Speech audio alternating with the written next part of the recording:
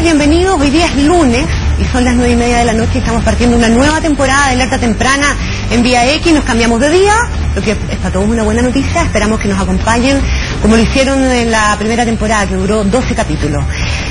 Han pasado un montón de cosas en el verano. La idea nuestra es tratar de profundizar algunas de las más relevantes, pero antes que nada corresponde, ¿verdad?, que saludemos a nuestros panelistas, don Patricio Fernández. ¿Cómo le va? ¿Tanto tiempo? No, a usted lo veo más yo, pero a ellos los había visto un poquito menos. Luis Larraín, ¿cómo estás? Hola, Connie, ¿qué tal? ¿Cómo estás? Bien, Agustín Esquella. Muy bien, Connie. Estuvimos repasando la cantidad infinita de temas que hay. Abrimos este Alerta Temprana además con la noticia de que Pablo Longueira acaba de comunicar que va a ser formalizado. Se supone que será por delitos de cohecho y delito tributario también. Y declara que esa formalización es una extrema injusticia. Vamos a tratar de incluir obviamente ese dentro de los temas porque también queremos hablar de aborto, que fue una promesa que dejamos un poquitito incumplida al término de la temporada pasada. Tenemos que hablar de la amenaza de Evo Morales sobre el Silala, o respecto del Silala, de las penas de cárcel que se están anunciando para las filtraciones, en algunos casos que lleva adelante el Ministerio Público, de Meo perdiendo credibilidad, de atentados en Bélgica y en Pakistán. Tenemos Cuba, con la experiencia que Pato Fernández acaba de vivir allá durante la visita de Barack Obama, Brasil en crisis, la visita del senador Andrea Alamán. No nos va a alcanzar el programa. La promesa es tratar de abarcar lo más posible, pero tratar también de hacerlo con profundidad. Así que si se nos queda algo, fue porque el tiempo nomás no nos alcanza. ¿Les parece? Habíamos pensado partir hablando del aborto justamente porque era un tema nuestro pendiente, a modo probablemente un poquito de provocación posiblemente, ¿verdad? El proyecto del aborto en 3 causales ya está en trámite en el Congreso. Pasó la Cámara de Diputados y llega al Senado ahora. Aparentemente se va a demorar más de lo que el gobierno pretendiera o quería que se demorara. Pueden ser 6 meses, incluso un año, con algunas dudas de parte de parlamentarios demócratas cristianos. Debería estar terminando hasta ahora el conclave de la nueva mayoría, donde el gobierno quiere intentar ordenar las filas. Pero aquí se cruzan temas valóricos con temas de política pública, con temas de salud pública, y es una mezcla bien compleja de armar. A mí me gustaría saber cómo lo ven ustedes. Yo entiendo, tú, Agustín, has escrito particularmente sobre el tema, pero yo creo que sería interesante conocer cuáles son las posiciones respecto de este proyecto en particular, que se llama Proyecto de Despenalización, ¿verdad? Pero que en el fondo tiene ahí una cierta trampa. Yo hablaba con un abogado hoy día que me decía que al final se está autorizando jurídicamente abortar, más que despenalizarlo. Para despenalizarlo bastaría con borrar la sanción, ¿verdad?, y cambiarla por una administrativa, y con eso se despenaliza. Pero aquí en el fondo se está armando todo un tinglado en el aparato público para que haya un sistema de salud que ampare esta posibilidad de aborto. ¿Eso no es acaso permitir libremente abortar en estas 3 causales? Yo creo pregunto al abogado, digamos, para partir. Ciertamente que sí, aunque hay que ir mucho más allá de la discusión jurídica sobre el particular. Claro, si despenalizas el aborto, a lo menos el sistema público de salud tiene que admitir que alguna mujer que desee interrumpir el embarazo en alguna de esas causales pueda invocar el derecho a hacerlo. Ahora, yo recuerdo, a propósito del tema del aborto y la discusión en la Cámara de Diputados durante un año, lo confirmó, y las opiniones que se han dado por la Iglesia Católica, por organizaciones tanto partidarias como contrarias al proyecto, una frase de Norberto Bobbio, el filósofo italiano del derecho, que decía de la constatación de que las creencias últimas de las personas son irreductibles, he sacado la lección más importante de mi vida: detenerme ante el secreto de cada conciencia, escuchar antes de discutir y discutir antes de condenar. Y yo cito esto no con el ánimo de hacer simplemente una cita, sino para advertir que tanto por lo que respecta a las mujeres que el día de mañana opten por interrumpir un embarazo en alguna de esas 3 causales que son extremadamente dramáticas y que solo quien las padece puede evaluarlas sin que sea ni el Estado ni el derecho el que la fuerce a continuar un embarazo en esas circunstancias. También en la Cámara de Diputados los parlamentarios votaron en conciencia, y eso explica que parlamentarios de la democracia cristiana hayan apoyado el proyecto y otros parlamentarios. Claro, y en el Senado va a pasar lo mismo. Ha sido una buena y larga discusión, pero no se podía esperar que en un proyecto que compromete convicciones morales tan profundas no hubiera una discusión serena. Este no es un proyecto para urgencia, desde luego no para suma urgencia. Claro, como buena parte de la discusión ya está hecha, uno esperaría, Connie, que en el Senado esta discusión no tome un año. Debería tomar, creo yo, razonablemente un semestre, porque el proyecto se perfeccionó bastante de cara a quienes se tienen reparos a él en todo lo que es el proceso de acompañamiento de las mujeres que interrumpan un embarazo en cualquier de estas tres causas. Que parece ser una condición importante de quienes podrían estar dispuestos a apoyarlo en el caso de la democracia cristiana. ¿Luis? Sí. Yo creo que es cierto que hubo discusión sobre el tema, alguna discusión más edificante que otra, pero quedaron algunos temas pendientes. A mí por lo menos me parece que, por ejemplo, se dio como un argumento que a primera vista parece un argumento atractivo, lo sostuvo entre otros Carlos Peña, por ejemplo, de que si bien es cierto uno podía considerar deseable una conducta, no era razonable pedir a una mujer una conducta heroica en relación al aborto. Y eso es un argumento que tiene un cierto sustento, a mi juicio, en una de las causales, que es la causal del feto inviable, porque si llegara a haber una cierta certeza de que efectivamente no va a vivir, creo que es razonable dejar que sea la madre la que decida si va a vivir o no va a vivir. Pero me parece que no aplica, y yo creo que ahí se invisibilizó una discusión, que no aplica para la causal de aborto. De violación. De violación, de violación. Yo creo que en ese caso, claro, es una situación muy dramática, pero ahí se invisibiliza otra discusión, que es si hay otra vida o no hay otra vida. Yo no quiero entrar a esa discusión, primero porque no soy médico ni biólogo, y no tengo así una convicción absoluta. He leído cosas en un sentido y en otro sentido. Pero creo que eso tampoco hace que uno tenga que invisibilizar el tema. Porque si es que hay una vida, entonces la decisión no es solamente, como decían los partidarios de la causal, que la mujer pueda disponer de su propio cuerpo, sino que es que pueda disponer de su cuerpo y de otro cuerpo. Y hay una pregunta de si ese otro cuerpo es vida o no es vida. Yo no quiero entrar en esa discusión. Entonces, ¿hay vida o no hay vida? ¿Cuándo hay personas? Que no vamos a darle a los médicos. ¿Cuándo hay personas? ¿Cuándo hay personas? Esa es la discusión. Déjame terminar la pero es para de manera que yo creo que se invisibilizó mucho esa discusión. Y yo creo que el argumento de disponer de su propio cuerpo de la mujer, que es uno de los elementos, me parece que no tocó este otro tema. Y allí entonces se da como un argumento liberal que el Estado no tiene que meterse, solamente es un tema de la mujer. Pero resulta que si el Estado hay algo en que tiene que meterse, es en proteger la vida. No. O sea, sí, no. Proteger la vida es la primera responsabilidad del Estado. El Estado se crea a partir de la necesidad que tienen los hombres de dirimir sus controversias, no con garrotes, sino sobre la base de una justicia. Es que hay un distinto... Entonces pero perdón, sí. déjame desarrollar el argumento. Sí. Entonces, desde ese punto de vista, yo creo que esa discusión a mí no me dejó satisfecho, porque sospecho, pero la hubo, por ser una discusión incómoda para quienes son partidarios del aborto en ese caso, se trató de invisibilizar lo más posible. Y yo creo que es una discusión que es legítima y que hay que tenerla. Y me parece que la discusión en el Senado se va a volver, y por algo la votación al final en esa causal fue la más estrecha respecto a las otras. Es la causal que más se discutió. Pero no es que no se haya discutido, es la causal que más se discutió. Yo creo que hay un punto que es importante.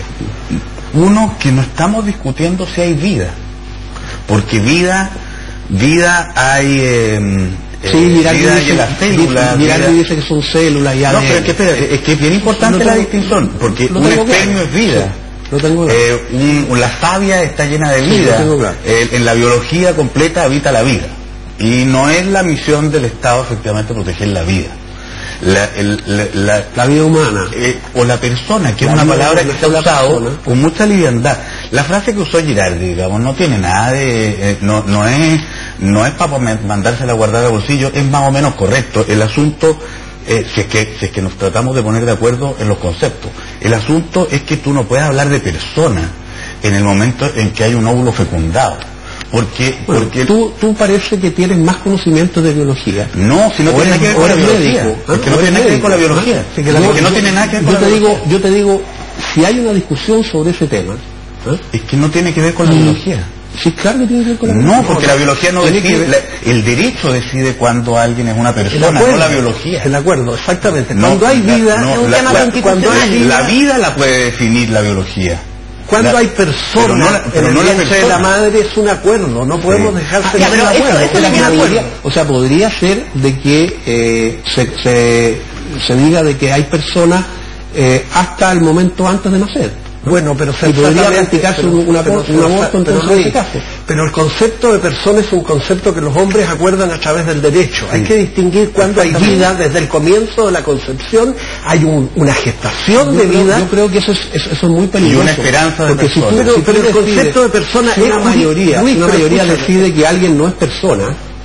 No, pero escúchame un segundo. Pero es que el concepto de persona es jurídico, no es biológico. Tiene derechos y deberes. Tiene elementos jurídicos y tiene elementos biológicos. No es un acuerdo. No tiene ningún elemento biológico. No. Bueno, no, porque o sea, me estoy enterando ahora. Claro, puede ser producto de una construcción biológica, pero no depende de la biología. Depende más bien de la situación en que ese ser. Las mayorías deciden cuándo alguien es persona o no es persona. Para ordenar un poquitito, aquí lo que hay que distinguir no lo decía la mayoría. Lo que la discusión, permítanme un segundo, lo que la discusión tiene que dirimir es si nos vamos a poner de acuerdo en que es cuando es persona o es cuando surge la vida. Esa es la discusión que se está dando en el Congreso. Ahora, yo les puedo decir qué es lo que yo no tengo una convicción total respecto del proyecto, porque al igual que Lucho, a mí el tema la causa de la violación me genera dudas. Una de mis dudas es por qué el Estado podría tener que decirme, y no yo, de acuerdo a la formación valórica que tengo, tomar la decisión de si aborto o no aborto en caso de una violación. Eso dice el proyecto. Pero no te estoy hablando desde el punto de vista personal. Esa es una duda.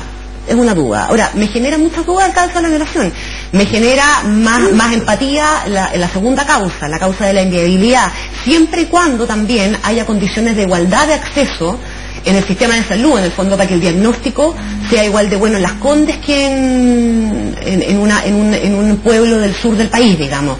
Porque si esa persona no tiene acceso a un buen diagnóstico, puede eventualmente correr el riesgo de que le digan que la guagua es inviable y a lo mejor no lo es. Estoy hablando de las dudas que a mí me genera el tema. A mí no me gusta que el Estado me imponga las cosas, bajo ninguna condición. Pero la mujer que, como consecuencia de un embarazo, de una violación, queda embarazada, va a decidir ella, y si decide continuar ese embarazo va a tener un acompañamiento importante, y si decide abortar también, no es el Estado el que dice si te violaron aborta. ¿Por qué no dejar en la autonomía moral de los sujetos, de las mujeres? Puede haber otra persona involucrada. Bueno, pero bien, puede haber una sola persona. Hay un proyecto de persona. Es que esto bien va a ser bien importante. Es una discusión filosófica muy de fondo, y que yo no sé si los parlamentarios la van a resolver correctamente. Esa es mi duda. Yo lamenté en esta discusión parlamentaria. Ahora, me alegra que se discuta, porque hace años que este tema lo teníamos guardado en un cajón y no nos atrevíamos a discutirlo. Tenemos divorcio desde el 2005. Hay que poner algunas cosas sobre la mesa. No queríamos discutir el divorcio. Parece que, bueno, yo me voy a ir por esa línea. Parece que aquí estuviéramos hablando de una discusión. El presidente la tiene a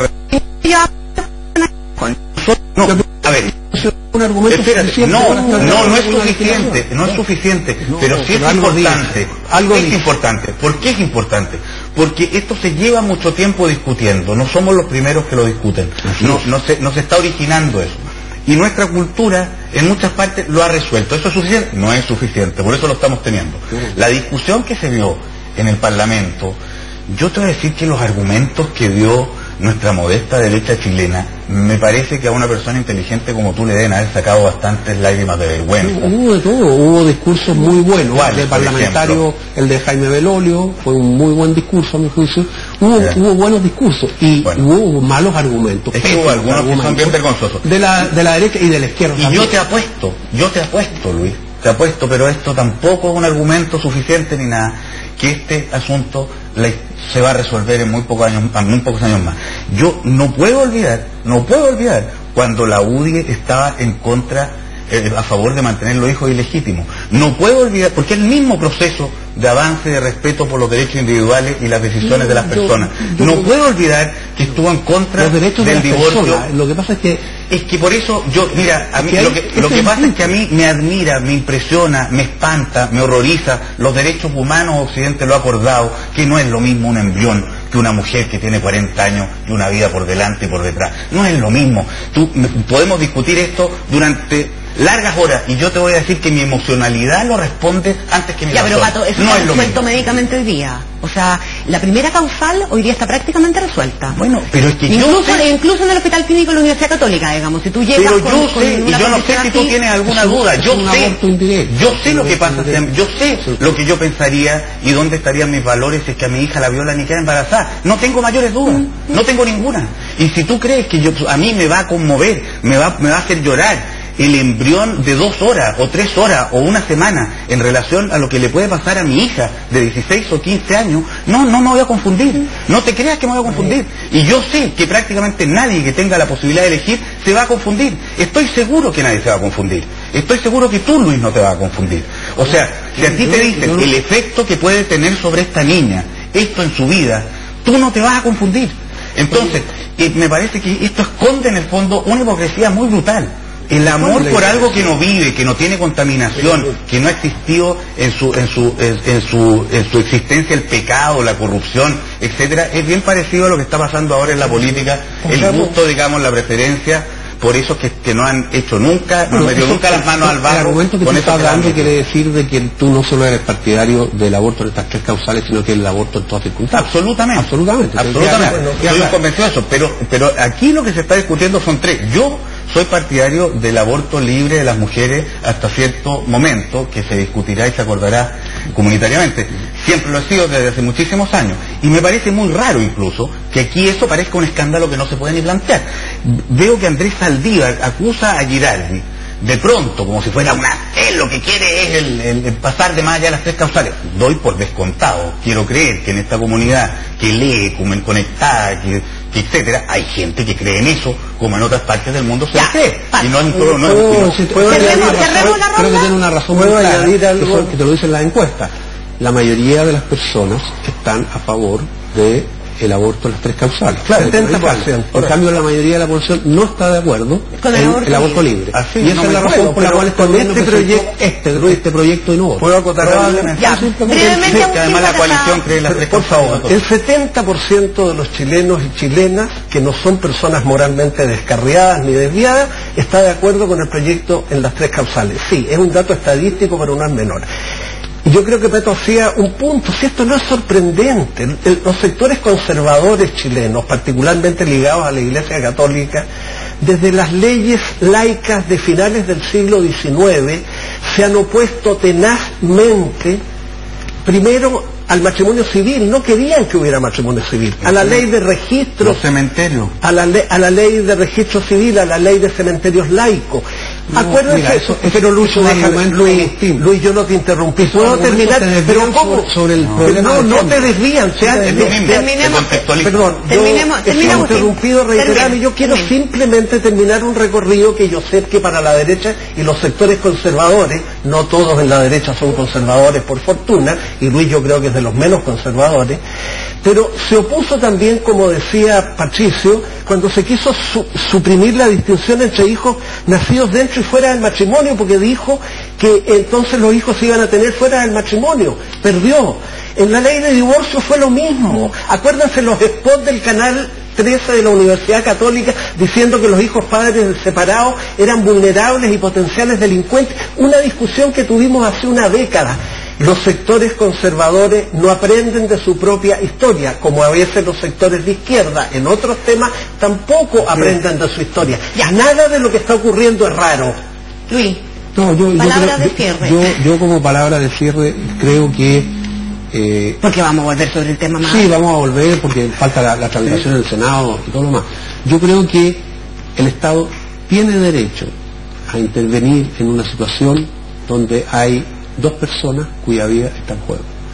Y creo que en casos como por ejemplo el aborto en el caso de una violación, ello puede ocurrir perfectamente.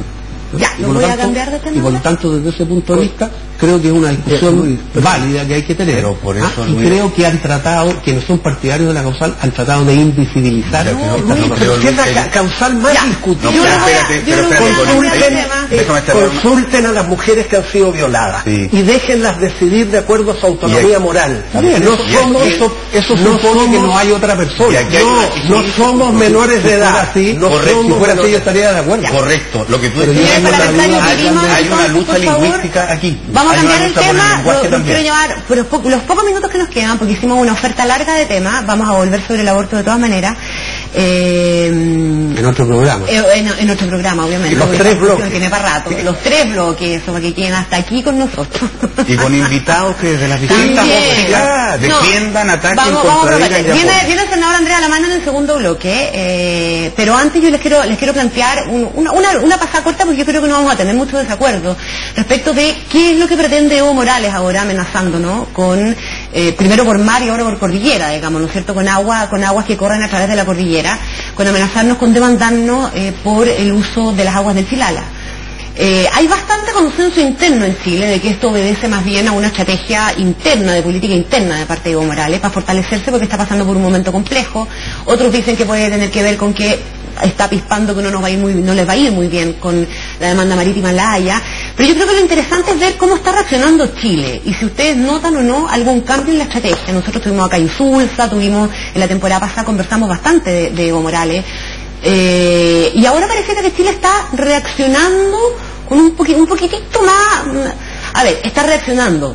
Eso es un hecho. Evo Morales provoca que nosotros reaccionemos, no que estemos a la ofensiva nunca, en el fondo. Pero la primera estamos amenazando con contrademandarlo. Fue una contrademanda en el Tribunal de La Haya, con lo cual eso es distinto. No ha cambiado nada en los sustantivos. No, porque seguimos. Pero hay un detalle diferente, Lucho, que en el fondo no estamos saltando el paso de la contienda de competencia de la Corte. Estamos anunciando una demanda automáticamente también como respuesta. Así como nos fue con lo de la contienda de competencia. Entonces, entramos en esta otra cosa y nos va a ir mal en esta otra cosa, en la Corte Internacional, porque la Corte Internacional de Justicia, como nos ha dejado nuestro jurista acá, no falla de acuerdo a el texto de los tratados, sino que de acuerdo a su interpretación de lo que es la justicia. Yo no he dicho eso. Pero sí, eso fue lo que ocurrió.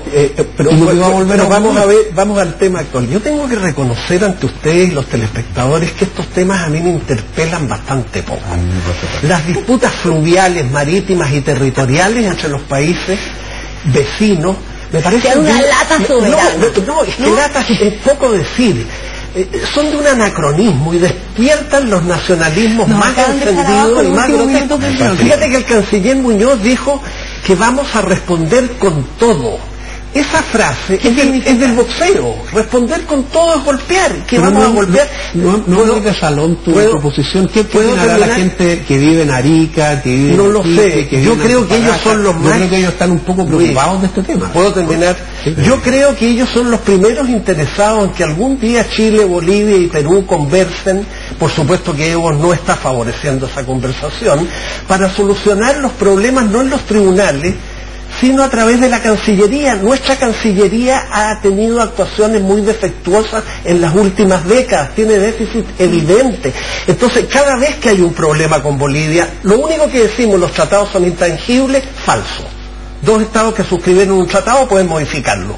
Y segundo, es que los bolivianos tienen problemas internos. Desde niño estoy escuchando esto. ¿Cuándo nuestra Cancillería se va a tornar, como la Cancillería peruana o brasileña, en una Cancillería más inteligente, más proactiva? Eso también lo he escuchado hartas veces yo, Agustín. Bueno, sí, pero es que no sé por qué no pasa, porque los cancilleres que se nombran, la Cancillería no se moderniza, creo que hay un proyecto de ley en el Congreso de modernización de la Cancillería, pero nada cambia en este país. Si este país en materia institucional, hace las cosas con una lentitud similar a cómo jugábamos al fútbol antes que llegara Bielsa. Jugamos para el lado. Siempre para el lado. No, porque también te da lata el tema, po. Sí, también me da un poco lata el tema. Pero yo me imagino que los bolivianos se aburrirían sin nosotros más que yo con este tema, porque con esto es como que se les reaviva la vida. Evo Morales, fíjate que se prende. O sea, Evo Morales resucita, vuelve a la vida cuando le toca la oreja a los chilenos y los chilenos nos ponemos a gritar. Yo creo que si nosotros aprendiéramos un poco a ignorar esa tocada de paila, quizás fíjate se le desinflarían. Bueno, la primera noticia sería nos vamos a ir a nuestra primera tanda comercial. Ir a esta Corte Internacional de Justicia. Los abogados de cuidar y fallar contra nosotros siempre. Y ojalá las reivindicaciones son voluntarias. Vamos, y a la vuelta vamos a estar conversando con el senador Andrés Alamán. Tenemos mucha pauta con él, reformas que están viendo en el Congreso, la situación de la derecha, tema presidencial. Y ahora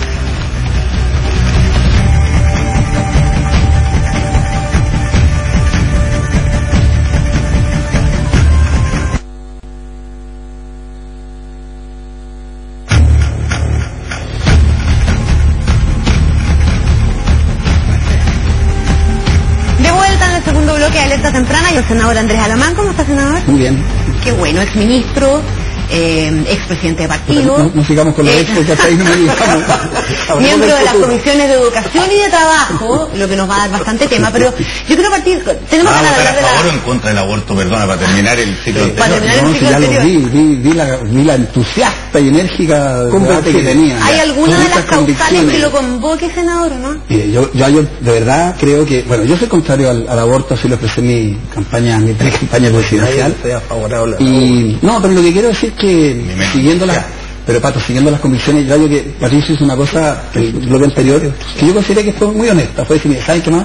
Dejémonos de lecera, aquí la discusión está, como quien dice, camuflada. No, pero ¿en qué sentido lo dijiste? En el sentido que tú eres partidario del aborto, sí. Del aborto libre hasta un cierto plazo, dijiste, yo sí. Por eso, me fijé atentamente. Sí, lo que quiero señalar es lo siguiente, esto es muy curioso, Connie, porque se están discutiendo 3 causales, pero la discusión existe solamente en 2.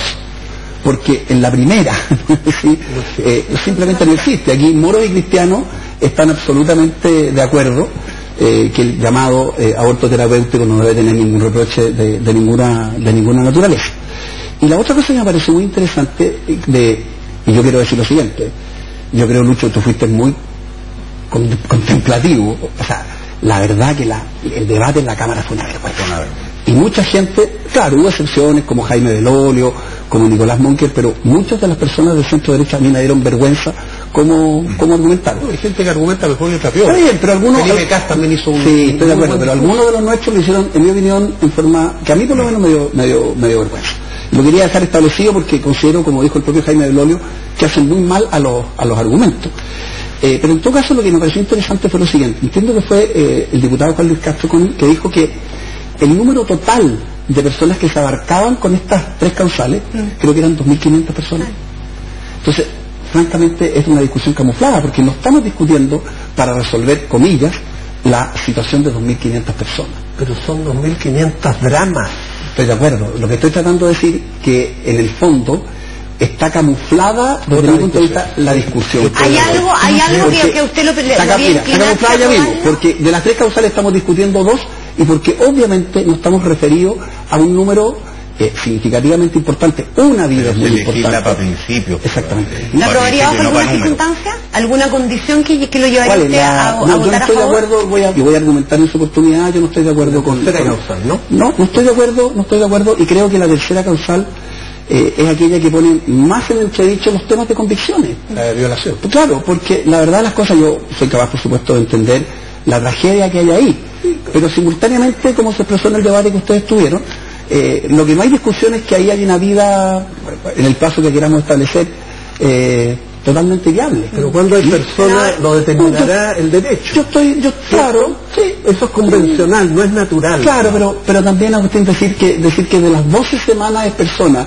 Y pero hay que decir 12 o 14 o 18. Bueno, pero es que hay que decir, hay que ponerse a acuerdo. Está bien, pero lo que ocurre es que ese argumento a los que son partidarios del aborto es el peor de todo para mí.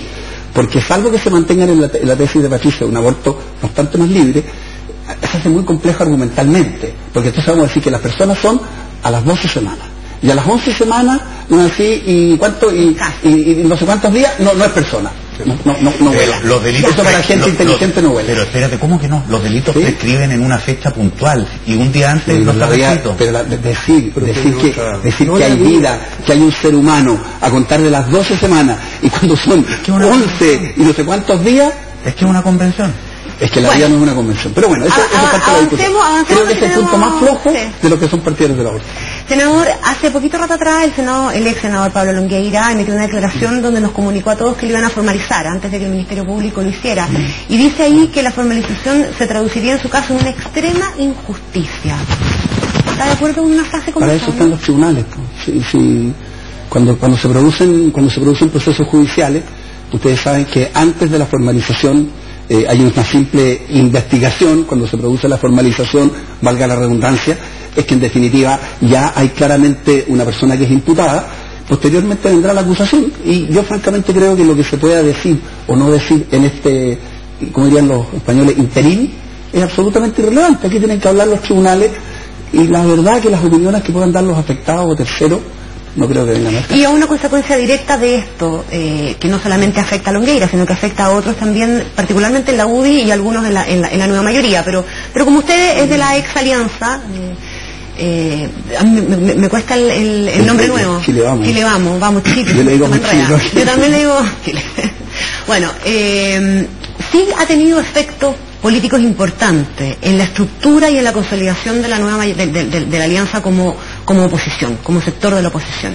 Ese es un tema que va a seguir pesándole de aquí hasta que los casos se resuelvan. ¿Cómo lo ve usted eso? Bueno, yo creo que eso afecta a todo el conjunto de la política, del sistema político, y creo que en particular, y habrán ahí razones o no razones, creo que basta por una cuestión de simple suma numérica. Claramente el partido que aparece hoy día con la mayor cantidad de personeros, por así decirlo, formalizados con estos procesos, es la UDI. ¿Y eso usted no lo atribuye en ensañamiento de parte del Ministerio Público? Volvemos a lo mismo. No, es que me importa preguntárselo porque es un tema que está dando vuelta. Es que ¿sabe lo que ocurre? En esto uno tiene que tener un criterio, que no puede ser aceptable o no aceptable. Yo francamente creo que en esto las opiniones que se puedan dar son todas extraordinariamente arbitrarias cuanto Caixa. Podríamos estar diciendo hoy día, mire, es que hay un desbalance. Entonces lo que dicen los muchachos de la nueva mayoría, pero ¿cómo un desbalance? Si esto le costó la caída, no es así, al ministro del Interior. Entonces los otros contestan, no, es que no está formalizado. Entonces nos dicen, pero ¿por qué se ataca la irregularidad de las campañas? Oye, cuando todo el mundo sabe, por ejemplo, que toda la operación Martelli tiene un solo objetivo, que es financiar la precampaña de la actual presidenta. Entonces, ¿para qué esta especulación que no aporta nada, que los fiscales hagan su trabajo? Yo quería hacer una pregunta en este sentido como más de profundis casi, porque usted es uno de los personajes que ha sido parte de esta transición, un protagonista de la transición. Yo no podría hablar incluso que aquí hay un periodo concertacionista que está compuesto y constituido por gente que así de la derecha como de la centroizquierda y que han sido los autores, los artífices de este largo periodo, que al parecer es el que hoy día se ve enjuiciado. Esa es por lo menos mi interpretación en buena medida de esto. ¿Le parece a usted que esto debiera ser, es injusto y debiera de alguna manera ser detenido? ¿Hay aquí efectivamente comportamientos que van más allá de lo individual, que eran parte de una convención, de un modus operandi, de algo que entre todos sabían que hacían las cosas y que por lo tanto debiéramos considerarlo de otra manera? Pato, detenido nada, porque para eso están los tribunales. O sea, cuando alguien dice detención, frenar, para nada, que continúe adelante el tema. Ahora, pero el fondo del problema es lo siguiente. Aquí, tal como dice Patricio, la verdad que hay un enjuiciamiento a la transición completa y a la modernización de Chile. Yo quiero decir lo siguiente. Yo considero que ese enjuiciamiento... Hay un enjuiciamiento a personas. Pero ¿cómo? Pero si lo que estamos diciendo es lo siguiente. Es justo y injusto, a ver, correcto. Voy a tratar de decir lo siguiente. Ya me fui de los casos judiciales. Ya. Hoy día lo que existe hay una mirada respecto de lo que Chile ha hecho en los últimos 20 o 25 años. ¿Cómo lo ha hecho? Yo considero que lo hemos hecho bien. Fíjense qué curioso. Yo considero que hemos tenido una transición ejemplar. Yo considero que hemos logrado méritos y avances que son verdaderamente muy notables. No creo que esto se hubiera logrado con una clase política frívola, irresponsable y corrupta. Yo me siento orgulloso de haber podido participar de cabro chico en un proceso de transición con gente como Elwin, con gente como Lago. Creo que hemos hecho las cosas no para que los chilenos nos sintamos absolutamente defraudados. Si yo de repente lo que veo es un Chile completamente amargo, como si todo... Mira, hay una especie como de... ¿Cómo decirlo? De repente hay como una suerte como de masoquismo. Entonces, la educación chilena, la peor educación del mundo, la más segregada del planeta. La desigualdad en Chile. Somos el país más desigual del mundo y nos comparamos con África, ¿no es así? Yo considero que eso es todo un juicio de verdad extraordinariamente exagerado. Pero eso es un juicio sobre la transición, y yo tendría a estar de acuerdo en que hay que hacerle justicia a la transición en sus bondades, pero también en zonas oscuras, opacas, y sobre todo en la exasperante lentitud que tuvo, porque nadie podría haber imaginado cuando Pinochet fue derrotado en 1988 que los senadores designados que componían el 20% del Senado iban a salir del Senado recién el año 2005. Exasperante lentitud. Pero mira, a ninguno de nosotros, creo yo, nos gustó la excusa de Lula, que al parecer está fuertemente imbricado en actos de corrupción, porque él como presidente prestó grandes servicios a la patria. Yo no me compro ese argumento. Yo tampoco. Hay en Chile personas del mundo político que prestaron grandes servicios en la transición, y hay que reconocérselo. Pero eso no excusa si con posterioridad han incurrido en actos que son constitutivos de delito. Yo no puedo excusarlo en atención a que prestaron servicios a la patria.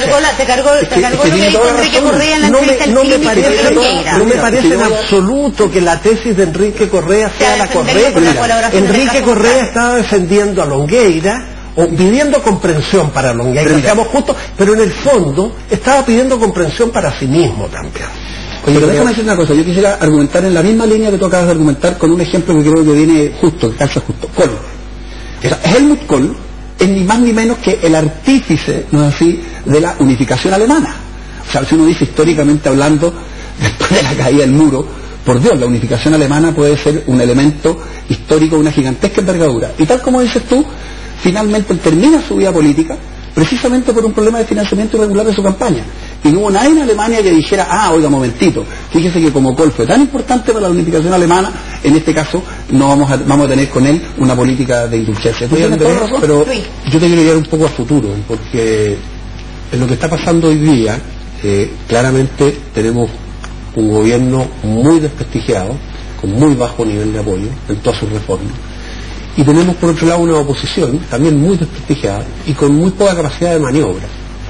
Y tú, que en el pasado has protagonizado de alguna manera un cierto liderazgo o ciertas acciones, digamos, en la política chilena, ¿en qué estás hoy día? Porque la verdad es que es una situación bien curiosa de un gobierno tan impopular y una posición también impopular. Entonces yo te diría que lo que uno aprecia es que hay una gran falta de liderazgo, y que mientras cada uno siga sacando sus cuentas personales de cómo yo voy aquí en esta parada, o cómo voy acá, o cómo opino en esto, o cómo opino en lo otro, no vamos a progresar nunca. ¿Puedo ir más al hueso, al hilo de la pregunta?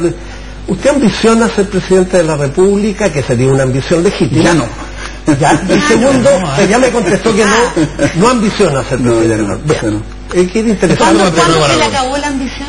Con el realismo sin renuncia. Pero si pero ¿sabes qué? Te han visto la cantidad, te han visto el festival de candidatos que hay. No, la verdad, déjenme decir lo siguiente, a mí me preocupa, yo creo que el punto de Luis Larraín es muy correcto, y entre paréntesis, más allá del 70-30, que hoy hay un 70% de gente que está en contra del gobierno, a mí me parece mucho más importante otra cifra, Connie, que es que hay un 80% que dice que el país va por mal camino. Cuando partió este gobierno era exactamente la cifra al revés. Entonces, ¿esto qué significa? Esto significa, ya no es que estén en contra del gobierno, es que incluso los partidarios del gobierno consideran así que las cosas van por mal camino. Ahora, ¿qué es lo que yo estoy tratando de hacer? No con mucho éxito, porque a veces uno se siente un poco arando en el mar. Yo hace mucho rato que estoy pensando que nosotros tenemos, que Chile tiene hoy día un nuevo alineamiento político. Como que seguimos con el cuento de que Chile tiene dos mitades. Chile hoy día no tiene dos mitades. Chile hoy día es un país como España. Chile es un país que está a 4 cuartos.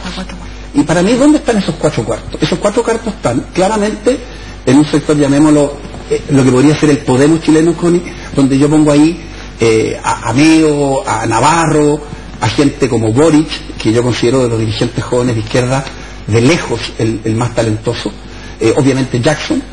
Después tenemos una nueva mayoría que yo la veo como el PSOE español, como achicándose. Hay emergiendo una suerte de ciudadanos que podría ser Velasco, el grupo de los Elwin, gente desencantada del PPD, y hay una cuarta parte. Y los desencantados de RN. Y También, cuando no hay problema. De Bópoli, no hay problema. ¿Sabe por qué no hay problema? ¿Por qué se fueron los liberales de RN? Bueno, tendrán ellos sus razones. Yo creo que son todos liberales, sí, pero, jóvenes. Sí, pero es que no se van a ir, porque finalmente lo que va a ocurrir es lo siguiente. Lo que yo pienso que va a ocurrir es que estas cuatro mitades, o sea, no cuatro mitades. Y el PP que sería Renovación Nacional con la y U. Estos cuatro cuartos, finalmente de aquí a 2 años, o sea, este año ya va a quedar absolutamente en claro que la nueva mayoría no se reelige. Sin esto no hay que ser genio. Absolutamente. Pero, Agustín, si hay un 70% que está en contra de esta coalición, ¿y cuál es si están peleados, déjame decirte, si están peleados como están peleados, si las posibilidades de rearticular un proyecto político están distintas, si uno les dice a estos jóvenes del Podemos, les dice a Ricardo Lagos, y prefieren a Piñera, si lo detestan. Entonces, lo que va a pasar aquí es que de aquí a principios de hacia fines de este año, pero al próximo, vamos a tener un escenario político, Lucho, de a lo menos 4 polos y 4 candidaturas presidenciales fuertes. ¿Cuáles te imaginas? No, la que yo diga. Es que es bien importante con las personas. Sí. Yo diría lo siguiente, diría que la izquierda, por así decirlo, esta que hemos hablado del Podemos, va a hacer lo que hace siempre. Va a buscar una figura que no sea tan radical en la forma, que por ejemplo estabas mencionando en estos días Alejandro Guillé. Funciona perfecto. Claro, porque es una persona moderada que de alguna manera representa un discurso como más, un poco lo que hizo Jorge Arrate en la última elección. Y que tiene muy buena onda con los jóvenes. Que Jorge Arrate es un tipo además extraordinariamente simpático. Claro. Yo creo que la nueva mayoría, ya que estamos en esta apuesta, va a terminar con Isabel Allende, porque a Lagos no le van a dar la pasada. Creo que la democracia cristiana va a tener una candidatura propia, y creo que nosotros vamos a tener también. Yo creo que alguno de ellos, yo siento que ahí puede haber un Walker o un Elwin, pero por ahí va.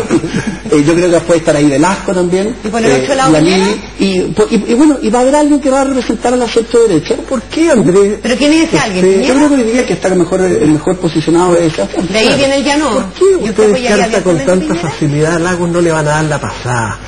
Porque lo hablo con la gente, con todos los a ver, pero es que ¿quién tiene más probabilidades de ganar? Supuesto que la nueva mayoría, porque este sueño de la derecha de que la democracia cristiana se salga de la coalición de centro-izquierda es ya muy antiguo, un pololeo nunca correspondido.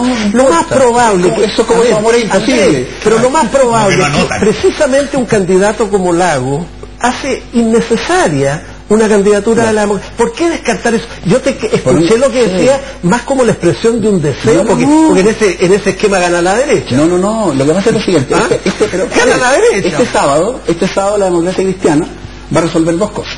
Va a resolver que Lagos no es su candidato y que van a tener un candidato propio. En primaria. No, momentito. Esto va a estar mitad y mitad, porque los demócratas cristianos tienen muchos defectos, son algunos muy amigos míos, pero el masoquismo de ellos llega hasta un cierto punto, no es completo. Entonces, dígame una cosa. Ya, pero yo quiero saber dónde llega el masoquismo de Andrea Lamán. Un demócrata cristiano en una coalición con 7 partidos de izquierda saca menos votos que Orrego. Entonces lo que va a estar discutiendo Agustín este sábado es una tendencia creciente en la democracia cristiana a tener una candidatura en primera vuelta. ¿El masoquismo de Andrea Lamán llega como para apoyar a Sebastián Piñera de nuevo? Mire, a mí lo único que me interesa es que tengamos, lo digo francamente, que tengamos un gobierno mejor que el actual. Yo creo que este es un pésimo gobierno. Creo que este le está haciendo muy mal al país y por lo tanto yo estoy dispuesto a apoyar a aquel que en esta coalición que se va a armar, porque alguien dice el otro día, decían, es que va a ser Lagos y va a ser Piñera. Yo no sé, creo que Lagos no va a ser jamás, porque vuelvo a decir, porque ni el PPD lo va a querer, porque los grupos jóvenes del Partido Socialista lo detestan, pero aún si fuera, Agustín, la conspiración sería muy distinta. Entonces, pero a Piñera también lo quieren reposo, son verbos muy emocionales. ¿No he escuchado Camila Vallejo? Pero Camila Vallejo habló contra Michelle Bachelet cuando estaba en la ONU, que nunca votaría por ella y se hizo elegir diputada con los votos mismos que eligieron a Michelle Bachelet. No hay que tomarse tan en serio esas declaraciones. Pero Ricardo ni siquiera tiene apoyo entre los diputados socialistas, porque usted, si yo hablo con ellos todos los días. Y me dicen, volveríamos al pasado. Eso sería la vuelta a la concertación, al neoliberalismo. Entonces esto va a ser a 4, va a ser muy fluido, van a haber combinaciones nuevas. El que quiera ganar va a tener que hacer mayorías que hoy día, Pato, no existen. Y hoy día, y de repente le vuelven a ahora, ser candidato. ahora hay una cosa importante con eso, que las mayorías por constituirse es difícil imaginar que acontezcan en el mundo dibujado políticamente actual, porque desde Tellier hasta Larraín constituyen un pequeño grupo que yo les recomiendo reunirse y ver cómo protegerse en conjunto, porque fíjate que la ola es contra todo eso, no es entre eso, es complejo eso. Oye, aprovechemos al senador en el trabajo. Después nos van a cobrar los pronósticos, pero no están dados. Queremos pronóstico del trabajo legislativo, porque ahí hay un par de proyectos en los que usted está muy involucrado. Usted participó activamente en la reforma tributaria también y tuvimos que rehacerla.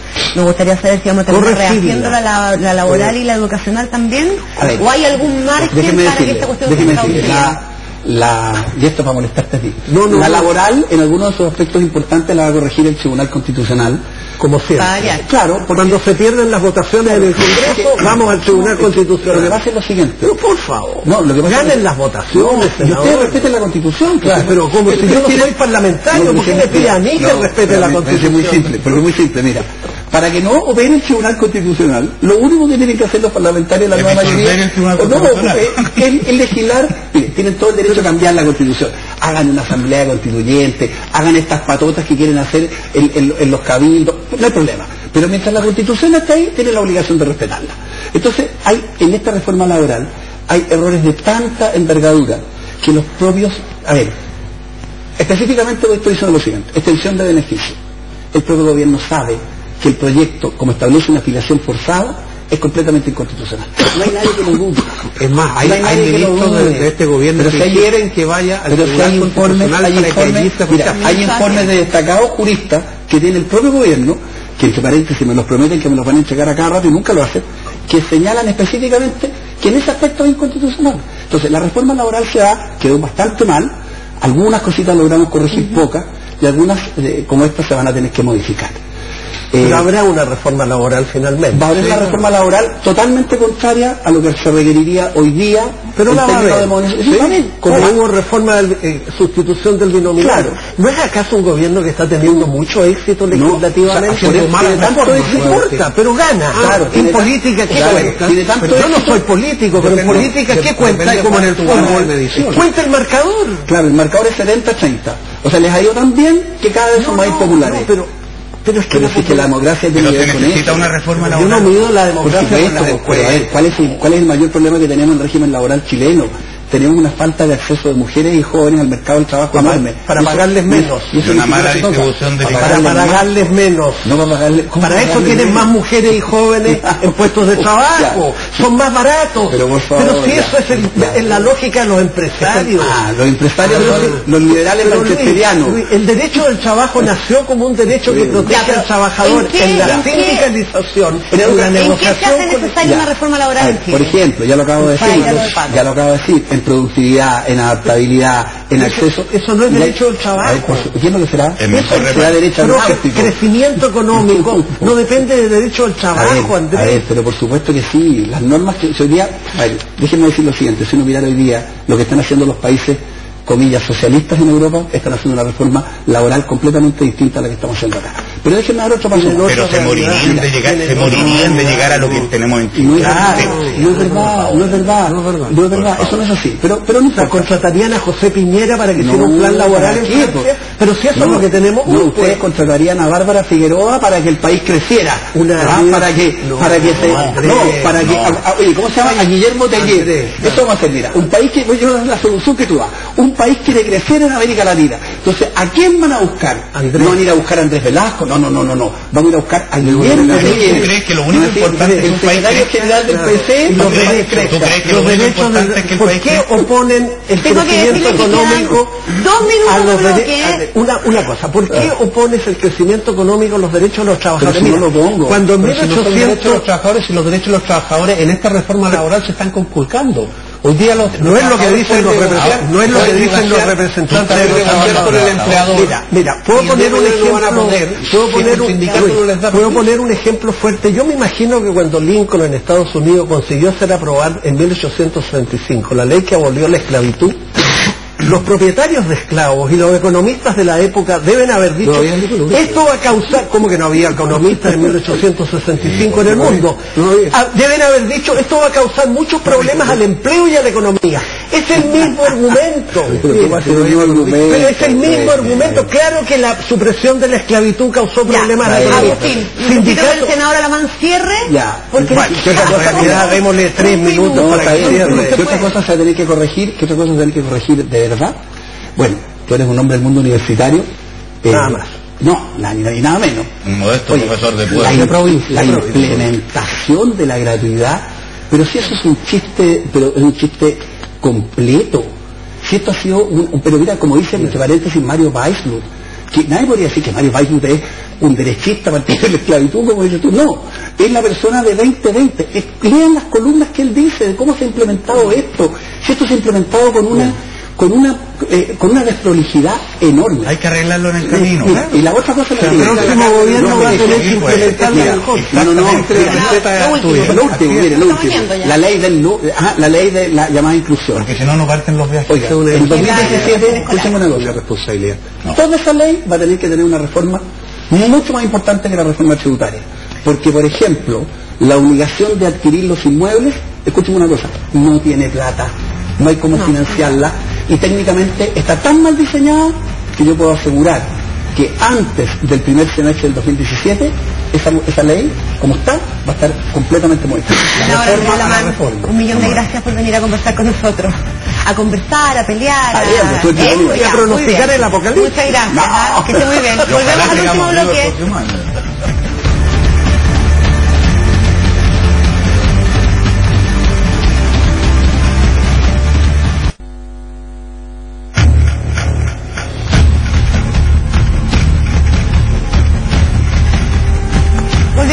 Bloque de esta primera edición de la temporada 2016 de Alerta Temprana. Estuvimos hace un ratito, para los que se vengan reincorporando, con el senador Andrés Alamán, conversando de política, de candidaturas presidenciales, de panorama político y de reformas también.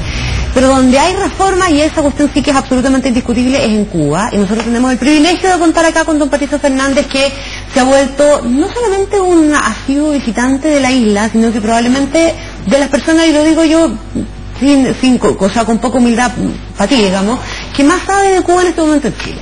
¿Por qué? Porque además Pato, lo que comentamos un rato, ha visto el proceso de un rato. Y eso te da una ventaja, ¿no es cierto?, en perspectiva, como para poder contarnos qué fue lo que viste ahora en la semana en que estuviste con la visita de Obama, con el recital de los Rolling Stones, que tiene un hito precioso ahí, ¿no es cierto?, como para enganchar la conversación. Mira, yo creo que esta fue una semana muy impresionante en Cuba. Que no solo es más difícil representarla en una fotografía y en un hecho concreto que en el movimiento mental que generó, yo creo, de manera muy sorprendente en Cuba. Partamos por los Rolling Stones, digamos, partamos por el final.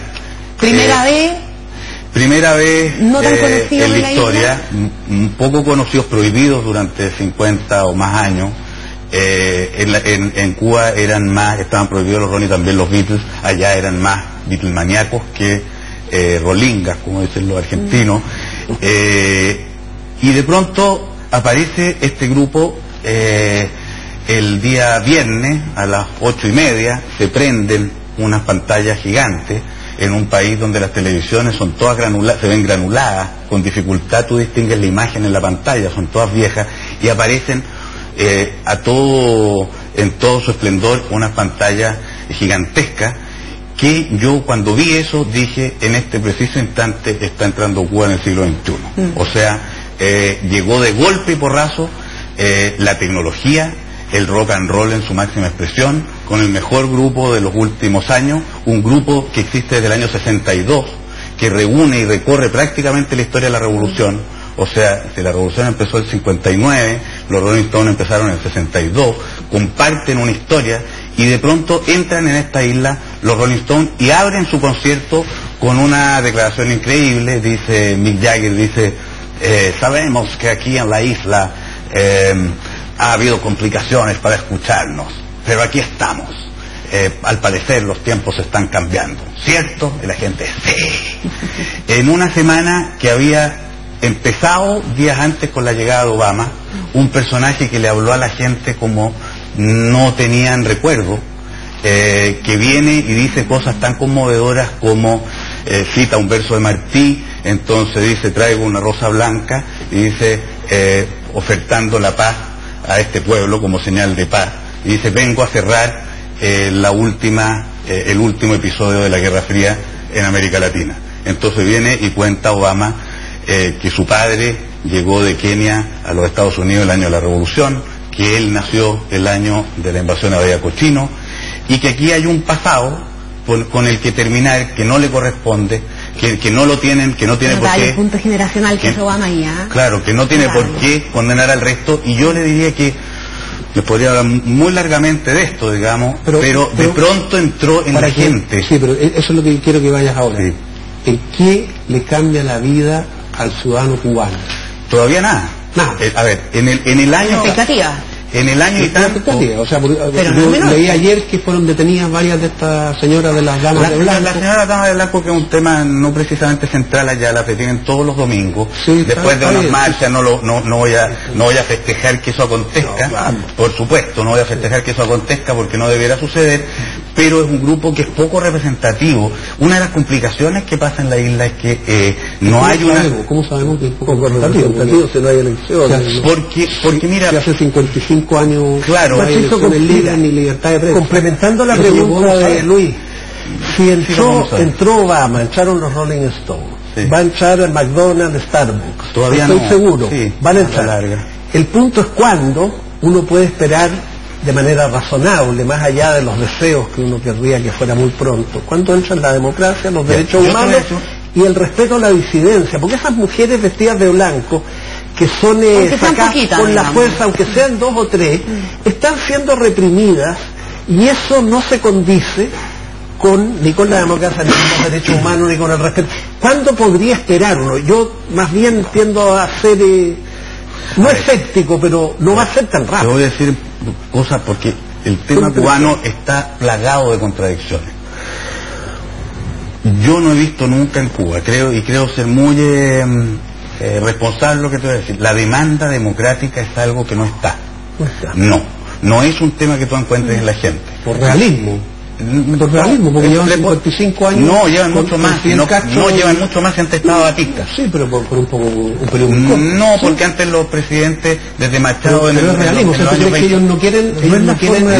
No les interesa ser democráticos. Te lo estoy tratando de contar. No estoy tomando partido, estoy tratando de decirte lo que... Cuando cuentas tomas partido, porque que tú me digas que no les interesa lo que tú me quieres convencer de que a mí me parece bueno que no deseen la democracia, digamos. Tú quieres convencerme de que a mí me parece muy plausible que a ellos les guste tener un régimen heredado, una dinastía de hermanos. No, por favor, no estoy hablando de eso. ¿Cuál es la contradicción? Lo que está es que en Cuba tú no vas a encontrar eso que se llama derecha, porque esos se fueron, esos ya no están. En Cuba lo que desea la gente es mejorías económicas que les resulta muy difícil seguir postergando. Requieren también la posibilidad de generar, estoy hablando de sus sentires, no es lo que me pasa a mí. De hecho, lo que me conmueve y me impresiona todo el rato es hacer el parangón con cuando se recuperó la democracia en Chile. Allá, los cubanos que están regresando después de años, décadas de exilio, no están volviendo a luchar por la democracia, están volviendo a hacer negocios. Están regresando, cosa que es muy dolorosa para las generaciones que los vieron partir con vergüenza y con insultos, como unos cobardes, como unos viles, que vuelven ahora y son recibidos. Es una visión totalmente sesgada la que tú tienes. Porque yo te diría que la mayor ambición de los cubanos hoy día es irse a Estados Unidos. Esa es la mayor ambición. Y tú dices que los miran como unos cobardes los que se van. No, tú tienes una visión absolutamente elitista. Es muy raro lo que me estás diciendo. Pero ¿cómo no es raro que tú digas de que en Cuba no le interesa la democracia? Ah, bueno, entonces cuéntame todo lo que está pasando. A mí me encantaría que este programa, esta discusión, pudiera darse por la televisión en Cuba. Pero es muy raro lo que tú me estás diciendo. Es muy raro lo que tú me estás diciendo, porque tú estás queriendo inventar un país. Yo te estoy tratando de contar uno que es reporteado. El que ha reporteado desde una trinchera ideológica increíble. Pero ¿de qué me estás hablando? Justificas, digamos, loco. Tendría que decir, loco, ¿de qué me estás hablando? Loco, ¿de qué me estás hablando? Estoy hablando de un país que lleva 55 años dominado y gobernado con mano de hierro por dos hermanos, digamos, uno más que el otro, y en el cual la gente no tiene posibilidad de expresarse, no hay libertad de prensa, no hay votaciones, no se puede viajar fuera del país. Y tú me vienes a decir que ellos están felices. Y que vinieron los Rolling Stones y que eso es maravilloso. Pero no tenía... Está bien, digamos. Oye, pero déjame repetir, no sé en qué minuto te puedo haber dicho eso que tú me estás repitiendo. Yo no le escuchaba para decir que están felices. O sea, la contradicción que estamos tratando de develar en el reporteo de Pato, en la mirada de Pato, ¿no es cierto? Porque le estamos preguntando porque él es el que sabe de Cuba acá, digamos. Yo no sé nada, yo solamente te puedo preguntar. No tengo... Yo no estoy... Es que no están cortándose las venas por la democracia, pero sí porque quieren tener una mejor calidad de vida y acceso a bienes de consumo. Y además hay otra cosa que tengo que decir, así a ti, Luis, te produzca una irritación total. Otra cosa que no pasa en Cuba, que así uno quiera soñar que pasa, es que, ponte tú, se reúnen 500.000 personas y no se produce protesta. Durante la Avenida del Papa, que yo recorrí esperando ver cuándo, en qué minuto, reuniéndose gente en los distintos lugares de toda esa isla, cuándo va a producirse la explosión social en algún sentido, nunca la vi. Entonces, estoy bien lejos. ¿No es por la amenaza de represión? No, es porque no se motivan. En Chile, donde había una represión mucho más cruel, hay que hacer de defensa de la revolución, donde en cada manzana hay un funcionario del Partido Comunista que delata a sus vecinos. Son más. Yo entiendo la explicación. No es la única explicación. Yo entiendo que... Luis, bueno, entonces cuéntame la historia de la Cuba que tú te imaginas. Yo entiendo que Patricio realmente ha hecho un esfuerzo de describir lo que vio, lo cual no significa que él suscriba. Yo me emocionaba hasta las lágrimas viendo a Obama pedir democracia. Un pueblo, supuesto que tu apreciación sea correcta. Correcto. Querría decir entonces que la democracia, que es la garantía para que haya derechos fundamentales y el respeto a la disidencia, se va a demorar mucho en entrar. Porque si lo que quieren son Rolling Stone, bueno, pero quieren Starbucks o quieren bienes materiales, y lo entiendo perfectamente. ¿Qué régimen político les gustaría una vez que los hermanos Castro cumplan su ciclo natural? Tú pusiste un punto que me parece súper interesante, el futuro, lo que podría ser el futuro de la isla. Yo lo veo con tremenda preocupación. O sea, yo tengo un pronóstico más bien pesimista, incluso después de que los Castro dejen el poder. Porque si hay algo complejo que ahí sucede, es la absolutamente nula construcción de instituciones democráticas, de mentalidad democrática y de deseos democráticos, que es lo que a mí más básicamente me interesa en un pueblo civilizado. O sea, si algo aquí va a ser complejo, es cuando caiga Raúl Castro, no cuando caiga, cuando deje el poder, que se espera que sea el 2018 a más tardar, cosa que podría haberse prolongado. Viene ahora en abril un congreso del Partido Comunista muy importante, que es después de 20 y tantos años, donde se va a ver más o menos la repartija de poder que se espera al interior del país. Cuando ellos salgan, las posibilidades de que un presidente o un dirigente de máxima corrupción, mayor que lo que tú te puedes imaginar que son incluso los Castro, venda esta isla al mejor postor, es muy alta. O sea, piensa tú que la empresa en su totalidad, la industria en su totalidad, la muy miserable industria existente, los campos no explotados en su totalidad, etcétera, son del Estado. Los puertos, etcétera, son del Estado. Las posibilidades de que esto sea ofertado de pronto sin control por un personaje despiadado y corrupto que piensa solo en su bienestar es muy alta. ¿Cómo se va a construir democracia en Cuba? Es una pregunta que le pongo sencillamente el signo de interrogación. Y le deseo la mayor fuerza y el mejor futuro, ¿no? ¿Tú dirías que en consecuencia no apreciaste, porque estás yendo a Cuba hace más de un año reiteradamente con fines de tratar de entender qué diablo pasa más allá de los preceptos preconcebidos que se gritan con tanto entusiasmo? Querrá decir en consecuencia que Cuba, en tu apreciación, ha perdido esa maravillosa densidad cultural y política que tiene en sus raíces, en su historia. Hay un maravilloso libro del historiador cubano Rafael Rojas, que está exiliado en Miami hace muchos años, que tiene un bello título, pero inquietante también, Tumba sin sosiego. Su hermano es el viceministro de Cultura actual. Mira, bueno, donde hace un relato de la historia cultural de Cuba, que es apasionante, una historia cultural, diría yo, y me van a perdonar los chauvinistas chilenos, más rica que nuestra propia historia cultural como país independiente. Perdona, hasta el año 40 y tanto Cuba era... ¿Queda algo de eso, Patricio? Era casi una potencia. A ver, déjame... En el año 59 Cuba era el país que tenía el espesor cultural. de mortalidad infantil de Latinoamérica. Mucho mejor que los que tenía Chile. Déjame especificar una cosa. Comparar Cuba o La Habana con Santiago de Chile es una falta de respeto. Sí, claro, no. Total. Me quedo con La Habana, no, que no tiene nada que ver. La Habana, como disfrute. ¿Dónde hay un malecón ahí? No, es que no es que te quedes con La Habana. Te quedas con Valparaíso. La Habana en los años 50. La Habana en los años 50 no tenía nada que envidiarle a Nueva York. En La Habana de los años 50 existían 3 grandes ciudades en América Latina en ese entonces, que eran Buenos Aires, Río y La Habana. La Habana en ese tiempo, mientras los chilenos vivíamos como en el campo, tenía contacto con la cultura mundial a plenitud, en plenitud. La cultura cubana, Chile es una isla en comparación con La Habana, pero totalmente, y nunca ha dejado de serlo, porque La Habana incluso, y digo La Habana porque no es lo mismo que Cuba, de hecho la revolución viene de Oriente, recorre la isla completa, para llegar a una ciudad donde había bastante inconsciencia durante largo tiempo, durante años, de lo que estaba sucediendo hacia esos campos. Los campos tenían bohíos miserables. En La Habana se vivía en un glamour y en una riqueza que llegó a su máximo esplendor en el momento de la revolución. Es el momento en el que crece el Hotel Hilton, el Hotel Riviera. De entonces trata la buena educación y la buena salud, que no es solamente mérito de la revolución. Pero con una cosa, en La Habana probablemente, pero la revolución tiene logros que son sorprendentes y son admirables. La revolución alfabetizó a un país en muy pocos años. La revolución llenó de médicos por la misma razón hasta el último poblado de la isla. Y con el paso del tiempo, al irse empobreciendo, y mucho más todavía al perder a la Unión Soviética y ya después al terminar de perder a Chávez, ese tremendo humus social que había tenido se fue empobreciendo de manera tal que se fueron quedando sin medicamentos, sin mayores tecnologías médicas, etcétera.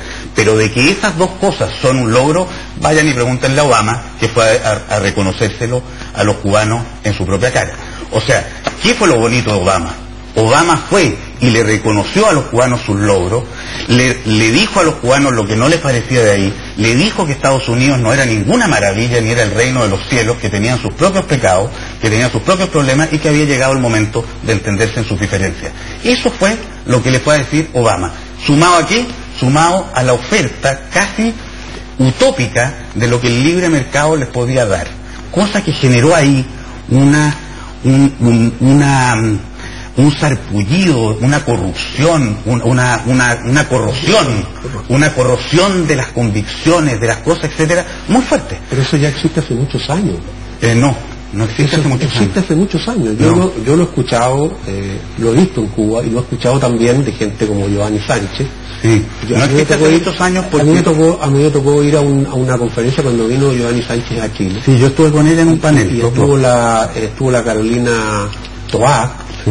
Y en alguna oportunidad cuando la Carolina le hizo una exhortación muy bonita, digamos, y muy positiva respecto a que cuando cambiara Cuba y cuando dejara de ser una dictadura, ellos debían buscar un sistema distinto al sistema capitalista y tener que buscar otra vía, una sociedad más humana. Y lo que ella le contestó fue muy sorprendente.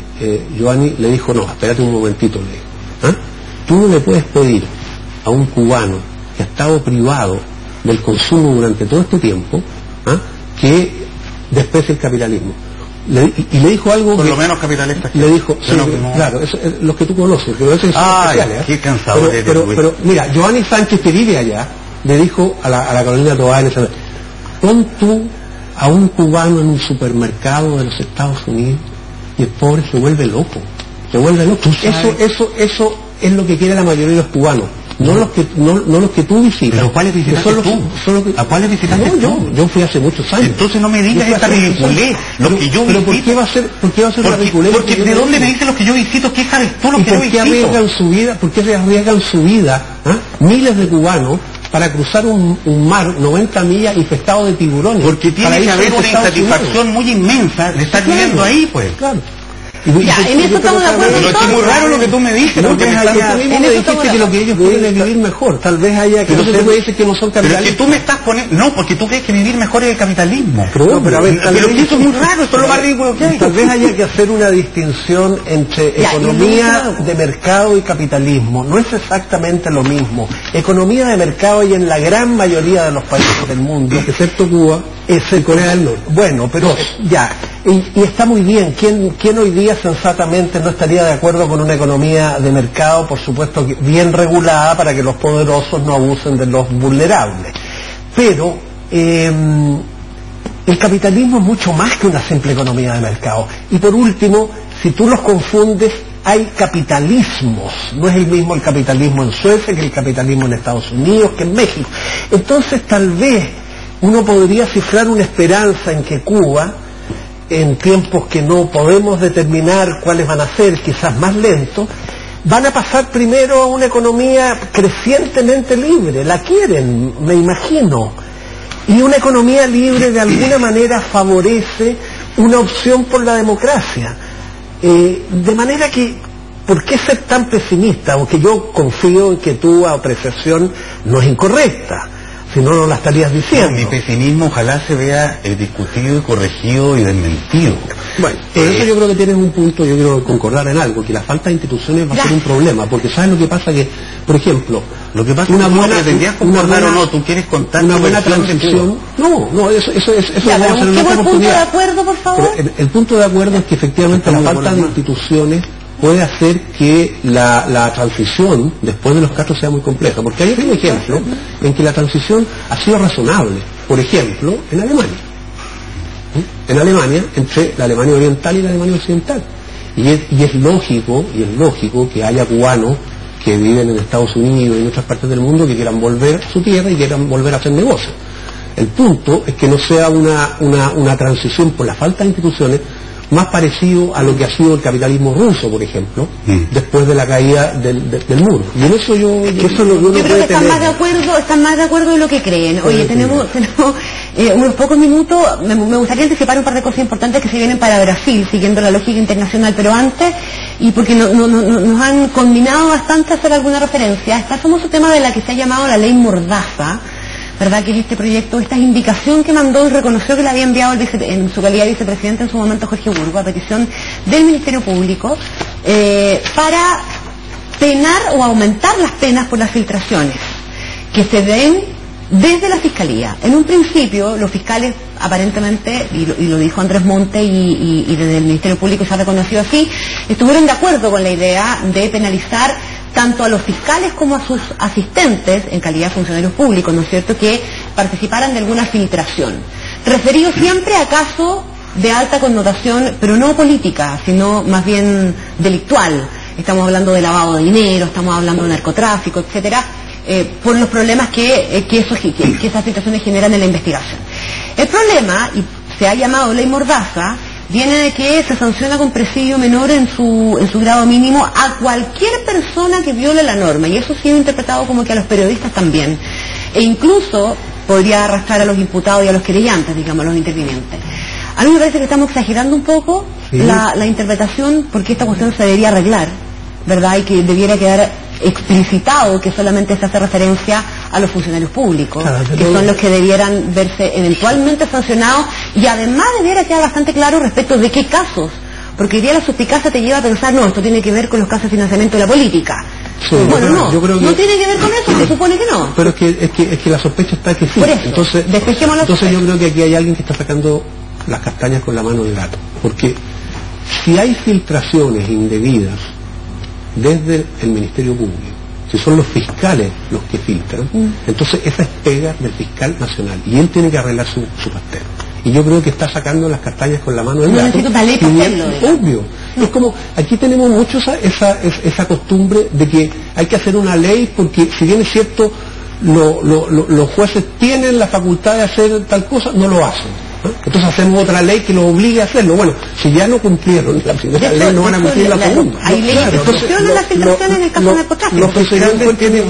Los fiscales tienen que ser más probos, más cuidadosos en el tema de las filtraciones. Pero lo lamentable, Connie, yo creo en esto, es que una vez más la lógica del Senado chileno y en general del Congreso es reactiva. ¿Cómo es posible que a una ya tan vilipendiada y criticada una ley de agenda corta contra la delincuencia le cuelguen a última hora un artículo como este, que una vez más pretende sancionar con privación de libertad conductas, por supuesto, que son reprobables? Típico de nuestro Congreso, reaccionar antes que accionar, y en segundo lugar, sustituir penas no privativas de libertad por penas privativas de libertad. ¿Por qué no quedarse con la norma actual que hay en el Código Penal, que castiga a los funcionarios públicos que hayan hecho trascender información reservada o secreta que concierne al desempeño de su cargo? Hay aquí una sobrereacción, yo creo, del legislativo, pero también del ejecutivo, porque fue el ministro Burgos cuando era vicepresidente. Yo creo que además esto esconde una pretensión relativamente absurda, que es tratar de solucionar este tema de la política y la plata que reúne a tanto, de alguna manera llegar a un acuerdo y acallarlo. Y yo creo que esa pretensión ni con esta medida ni con otra se va a conseguir, porque finalmente aquí van a ir saliendo y saliendo los casos, y esto se terminará, sepa Dios cuándo, pero después de que muchas cabezas rueden. Tiene un tufillo a reacción en contra de los fiscales, porque los fiscales en Chile, excesos más, excesos menos, filtraciones más, filtraciones menos, los fiscales y los tribunales están trabajando bien. Están trabajando bien. Se termina este primer programa. Atentos a lo que pasa en Brasil, porque es semana decisiva para el futuro de Lula. El miércoles la Corte Suprema en Brasil decide si ratifica o no ratifica el nombramiento de Lula como ministro. Comentamos muy a la pasada, ¿no es cierto?, lo impresentable que eso parecía, sobre todo desde la perspectiva chilena. Y mañana el partido aliado del Partido de los Trabajadores decide si se mantiene o no en alianza, lo que es súper importante para el futuro de un juicio político en contra de la presidenta. Así que, a ver si la próxima semana, el próximo lunes, tenemos tema con Brasil. Que tengan una muy buena semana, Pato, Lucho, Agustín, que estén bien. Buenas noches.